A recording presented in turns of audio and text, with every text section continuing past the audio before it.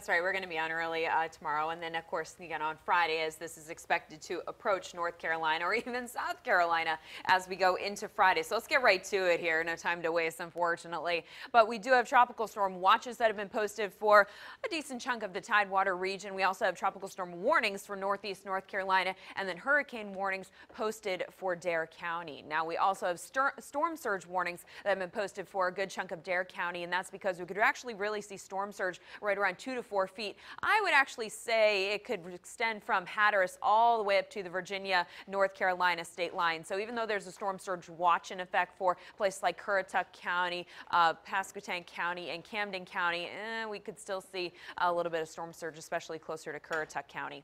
Now, here's a look at Hurricane Florence. You can see the eye is starting to close in a little bit. It's not as well defined as it was before. So we were wondering if the possibility of eye wall replacement was going on here, because when you do start to see eye wall replacement, it can temporarily weaken the storm, but then it starts to gain strength again. Now, it's interesting. We just got the latest update from the National Hurricane Center, and it did continue to weaken even more, just a little bit. Winds are now down to 120 miles per hour, but it does continue on a rather fast track off to the north and west at 16 miles per hour. So now let's go into Thursday with our earlier update that came in at 2 o'clock. It had it regaining strength into a Category 4 storm. Well, now as of the 5 o'clock update, it maintains Category 3 strength with winds at 125 miles per hour. Now, that is still a major hurricane, so this is really nothing to kind of brush aside and say, oh, it's not going to be as strong as it approaches land. Well, no, it's still going to be extremely strong.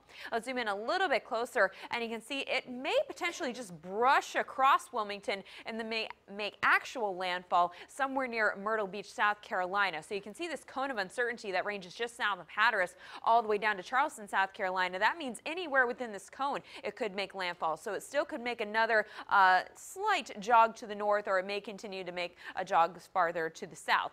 But here we go towards Saturday afternoon. Winds down to 80 miles per hour as a Category 1 hurricane as it enters South Carolina, and then it'll start to lose energy as it moves right in between Charleston and Columbia, likely as a tropical storm. But this is going to mean a lot of wind and a lot of rain over that period of time, going from Thursday all the way into the upcoming weekend.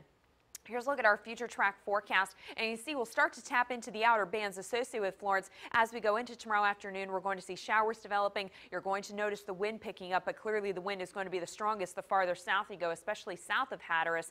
And you can see the most rain is going to be in that northeast quadrant. That's not only where we catch the most rainfall, that's where you will experience the strongest winds, and that's also where you can get storm surge and potentially some tornadoes. So that northeast quadrant, anywhere from, again, Hatteras down towards Wilmington, that's the area you really got to watch out for right now. But you can see that the rain is just going to be relentless. So as far as rainfall totals go, well, they could be pretty significant, especially down towards Wilmington, where it may range anywhere from 10 to 15 inches, maybe even locally upwards of 20 inches. But a little bit closer to home, we could be looking maybe in the range of 1 to 3 inches. I would say probably a little bit closer to 2 to 4, maybe even upwards of 5, possibly locally up to 6 inches. So here's how it really breaks down. Starting Thursday and going through this weekend, the Outer Banks, you guys could see anywhere from 5 to 8 inches of rain, locally upwards of 10 inches. Sustained wind speeds will be between 25 to 35 miles per hour, gusting to 55, maybe even higher, especially down towards Hatteras. We're looking at 2 to 4 foot storm surge and, of course, beach erosion with that driving wind on shore.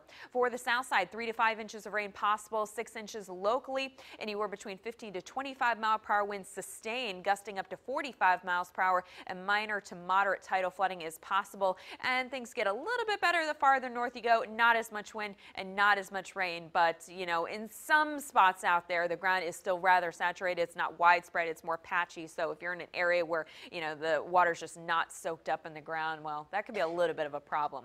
Now, the tide is going to come back up right around midnight tonight. We could see some nuisance tidal flooding, but notice minor tidal flooding expected during high tide going into tomorrow afternoon around noon, and then once again Friday morning around 1 o'clock in the morning. And then right now the worst of it seems to be Friday afternoon around 1:30. We could see moderate tidal flooding there with water cresting around 5.6 feet. So, of course, if you live in an area that's prone to tidal flooding, you know to move your car to higher ground. So it looks like things are going to be pretty rough at least through Saturday. It's still going to be a little bit waterlogged and a little bit breezy on Sunday. Then we start to see things improve starting Monday. All of our forecast updates are at wavy.com.